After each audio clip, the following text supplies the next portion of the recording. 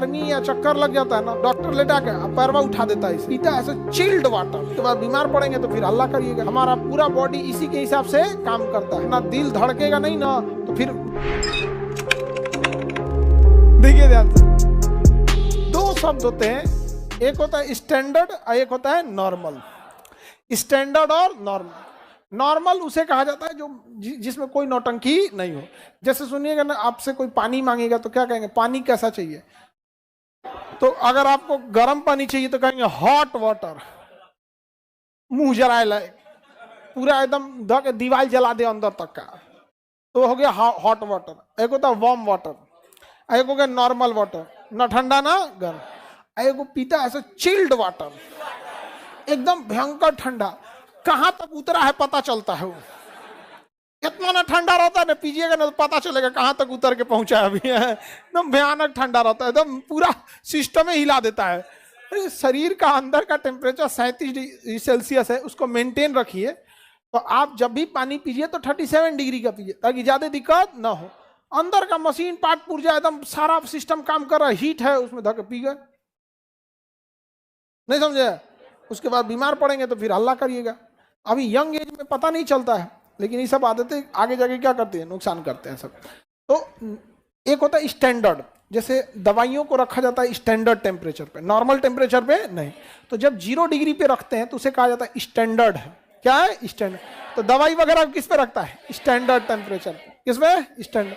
अब बाकी खाने पीने वाला चीज नॉर्मल 20 डिग्री, तो normal temperature, standard temperature, normal, standard. तो स्टैंडर्ड टेम्परेचर का होता है एसटीपी, कितना डिग्री, और नॉर्मल टेम्परेचर एनटीपी, कितना डिग्री, एसटीपी, एनटीपी, ओकरे ऐठ के बोलता है एनटीपी, एसटीपी, कोई मतलब है ये सबका? समझ में आ गया कि नहीं का? Standard temperature 0 degree, normal temperature देखिए, एस मतलब स्टैंडर्ड टेम्परेचर और एन मतलब नॉर्मल टेम्परेचर। ये तो सबको समझ में आया। Standard temperature 0, normal temperature, P for pressure, P for pressure, P for pressure. तो स्टैंडर्ड प्रेशर लीजिए या नॉर्मल प्रेशर लीजिए, वो प्रेशर आपको वायुमंडल का ही आएगा। हवाओं का प्रेशर और उड़ रहे बादलों का प्रेशर, वो नॉर्मल में भी वही रहेगा और स्टैंडर्ड में भी वही रहेगा। एक वायुमंडलीय दाब कि स्टैंडर्ड की जगह 2 वायुमंडल ओढ़ लीजिएगा, आपका बहुत ही है वायुमंडल, जितना है उतना चुपचाप शांति से वायुमंडल लेके घूमते रहिए। समझ में आएगी नहीं क्या?